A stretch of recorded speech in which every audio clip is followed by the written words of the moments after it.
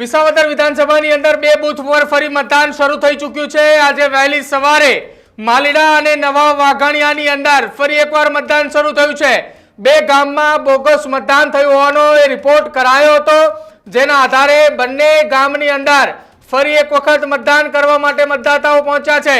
માલીડા ગામ ખાતે વહેલી સવારથી જ મતદાતાઓએ મતદાન કરવા માટે પહોંચ્યા છે। માલીડામાં પુરુષોની સંખ્યાની વાત કરવામાં આવે તો 318, જો કે સામે માલીડા ગામની અંદર કુલ વસ્તી 648 ની આસપાસ છે। 19 જૂનના રોજ માલીડા ખાતે લગભગ મતદાન થયું હતું, જેમાં બોગસ મતદાન થયા હોવાની વાત સામે આવી હતી, જેને લઈને ફરી એક વખત મતદાન કરવા માટેની સૂચન કરવામાં આવ્યું હતું। આ બંને બૂથ ઉપર માલીડા અને નવા વાઘાણીયા બૂથ ઉપર મતદાનની શરૂઆત કરવામાં આવી છે। બંને ગામમાંથી કુલ 921 મતદારોમાંથી 240 મતદાતાઓએ પોતાનો મતાધિકારનો બીજી વખત ઉપયોગ કર્યો છે। વિસાવદરમાં બે બૂથ ઉપર ફરી એકવાર મતદાન શરૂ થઈ ચૂક્યું છે। આજે વહેલી સવારે આ બંને બૂથ ઉપર મતદાન શરૂ થયું છે। જો કે 2 દિવસ પહેલા એટલે કે 19 તારીખે બંને બૂથ ઉપર મતદાન થયા હતા। બોગસ મતદાન થયા હોવાની વાત સામે આવી હતી, જેને લઈને ત્યાંથી ફરી એક વખત મતદાન કરવામાં આવ્યું છે। ઇલેક્શન કમિશન દ્વારા ચૂંટણી પંચ દ્વારા ગત મોડી સાંજે રિપોર્ટ આપવામાં આવ્યો હતો કે વિસાવદર વિધાનસભાના આ બંને બૂથ ઉપર ફરી એક વખત મતદાન થશે। માલીડા ગામની અંદર 628 મતદારો છે, 318 પુરુષો અને 310 સ્ત્રીઓ ત્યાં મતદાન કરવાના છે આજના દિવસ દરમિયાન। એટલે કે આ બંને બૂથ ઉપર આજે વહેલી સવારથી જ મતદાનની શરૂઆત થઈ ચૂકી છે। જો કે અત્યાર સુધીની વાત કરવામાં આવે 2 કલાકની દરમિયાન લગભગ સવારે 7 થી 10 સાડા 10 સુધીના મતદાનની વાત કરવામાં આવે તો 26% કરતાં પણ વધારે મતદાન થઈ ચૂક્યું છે। મારી સાથે મારા સહયોગી ભાવિક સૂત્રા જોડાય છે। ભાવિક, વિસાવદર વિધાનસભાની પેટા ચૂંટણીમાં બે બૂથ ઉપર ફરી એકવાર મતદાન, બંને બૂથ ઉપર એવરેજ 19 તારીખે લગભગ 60% કરતાં વધારે મતદાન હતું। આજે સવારમાં 2 કલાકની અંદર 26% મતદાન થઈ ચૂક્યું છે।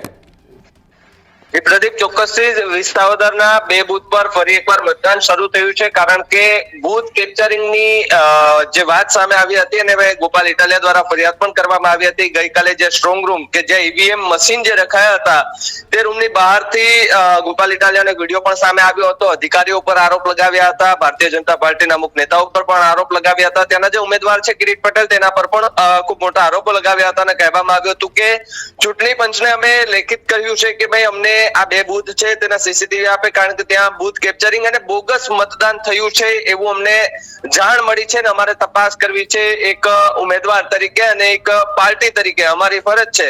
પરંતુ ત્યારબાદ અનેક એવા આરોપો બાદ ચૂંટણી પંચનો એક લેટર આવે છે અને લેટરની અંદર લખવામાં આવે છે કે બે બૂથ છે એ બે બૂથની અંદર ફરી મતદાન થશે ને બે બૂથ છે માલીડા અને નવા વાઘાણીયા, આ બે બૂથ છે ત્યાં કહી શકાય કે અત્યારે મતદાન શરૂ થઈ ગયું છે। સવારે 7 થી લઈને સાંજે 6 વાગ્યા સુધી આ મતદાન શરૂ થઈ ગયું છે।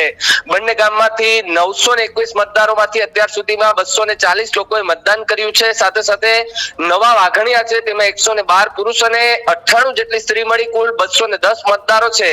એટલે કહી શકાય કે આ બે બૂથ ઉપર જો મતદાન થાય તો કદાચ કોઈને પણ મોટો ફટકો કે કોઈના માટે રાજીના સમાચાર અથવા કોઈના માટે ખૂબ દુઃખના સમાચાર પણ આવી શકે। હવે એ જોવાનું રહ્યું પ્રદીપ કે આ બે બૂથ છે એ કદાચ નક્કી કરી શકે કે વિસાવદરનું ભાવિ કોણ છે, કારણ કે આ બંનેમાંથી જે મતદાન અત્યાર સુધીમાં ખૂબ સારું મતદાન થઈ ગયું છે અને આ બંને બૂથો પર જો હજુ પણ સારું મતદાન થાય, કારણ કે જે આ બંને બૂથ ઉપર જે સુરત થી આવ્યા હતા, જે 12 ગામથી જે લોકોના મતદાન કરવા માટે લઈ આવવામાં આવ્યા હતા 19 તારીખના રોજ, એ લોકો મતદાન કરીને ત્યારથી નીકળી ગયા હતા। એટલે સ્વાભાવિકપણે કે એ લોકોને ફરી આવવું પડે એ માટેની વ્યવસ્થા કરવામાં આવી છે કે કેમ કે હજુ સુધી ખ્યાલ નથી આવ્યો, પરંતુ ગઈકાલે લગભગ 5 વાગ્યાની આસપાસ ચૂંટણી પણ જાહેરાત કરે છે કે આ બંને બૂથ ઉપર ફરી એકવાર મતદાન થશે। એટલે કે કદાચ વોટિંગ તૂટી શકે એવી પણ સંભાવના છે, કારણ કે જે લોકોના મત ત્યાં હતા, જે લોકો બહારથી મતદાન કરવા માટે ત્યાં આવ્યા હતા, શું એ લોકો ફરીથી એટલો મોટો ધક્કો ખસે ને ત્યાં મતદાન કરશે? તો શું પહેલા જે એમણે મતદાન કર્યું હતું એ મતદાન એમને રોડાઈ જવાનું છે કે કેમ, એના પર પણ સૌથી મોટા સવાલો થઈ રહ્યા છે। પરંતુ અત્યારના જે સમાચાર છે કે ભાઈ બંને ગામોમાંથી 921 મતદારોમાંથી 240 લોકોએ મતદાન કર્યું છે, એટલે 20% ઉપર અત્યારે મતદાન સારું એવું થઈ ગયું છે અને હજુ તો 6 વાગ્યા સુધીની રાહ છે પ્રદીપ। 6 વાગ્યા સુધીમાં ખૂબ સારું મતદાન 50% થી ઉપર મતદાન થાય તેવી શક્યતાઓ અત્યારે વર્તાઈ રહી છે। બિલકુલ ભાવિક, ગઈકાલે જે મતદાન 19 તારીખે જે મતદાન થયું હતું તેમાં બંને બૂથ ઉપર એવરેજ લગભગ 66% આસપાસ મતદાન થયું હતું ને ત્યારબાદ બૂથ કેપ્ચરિંગના આરોપ લાગ્યા હતા બંને બૂથ ઉપર, જેને લઈને ફરી એકવાર મતદાન છે. જે લોકો આ ગામના નથી અને ગામની બહાર રહી રહ્યા છે, ગામની અંદર એ પોતાનું એ ચૂંટણી કાર્ડ છે જેના કારણે તેઓ મતદાન કરવા માટે ત્યાં 19 તારીખે આવ્યા હતા. ચલો એવું માની લઈએ કે આ ગામના લોકો એ જે બહાર વસવાટ કરી રહ્યા છે એ લોકો મતદાન કરવા માટે ન પહોંચે, તેમ છતાંય બીજા એટલા મતદારો, સમજો કે 930ની આસપાસ મતદારો છે, એમાંના 200 લોકોને બાદ કરતાં જો 700 લોકો મતદાન કરે તો લગભગ આ મતદાન એ કહી શકાય કે 80%ની આસપાસ પહોંચે, 70-75% ઉપર પણ પહોંચી શકે.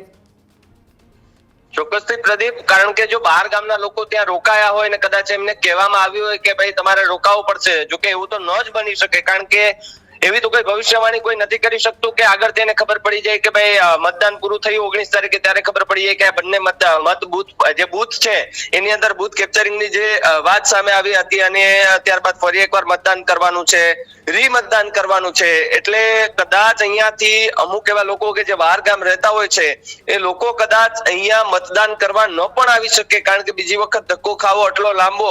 પરંતુ જો કોઈને એવું હોય કે ભાઈ મારા એક મતની કિંમત છે, એવી મતદાતામાં એક કહેવાય ને કે એક એવી ભાવના હોય પ્રદીપ, તો કદાચ એ ત્યાંથી ધક્કો ખાઈ શકે એવી પણ સંભાવના છે. પરંતુ અત્યારની જે વાત કરવામાં આવે તો બંને ગામોમાં 2 કલાકમાં લગભગ 26.6% મતદાન થઈ ગયું છે. એટલે કહી શકાય કે સારી એવી સરસાઈથી મતદાન થઈ રહ્યું છે અને સારી એવી ટકાવારીથી મતદાન થઈ રહ્યું છે. લોકો સવારથી જ ત્યાં લાઈનોમાં ઉભા છે અને મતદાન કરી રહ્યા છે. પ્રદીપ, બિલકુલ ભાવિક, આભાર અમારી સાથે જોડાવા બદલ. તો વિસાવદર વિધાનસભાની 2 બેઠક, જે 2 બૂથ છે એ 2 બૂથ ઉપર ફરી એક વખત મતદાન માટેના ચૂંટણી પંચ દ્વારા આદેશ આપવામાં આવ્યા હતા, જેને લઈને આજે વહેલી સવારથી જ આ બંને બૂથ ઉપર મતદાન એ ચાલી રહ્યું છે.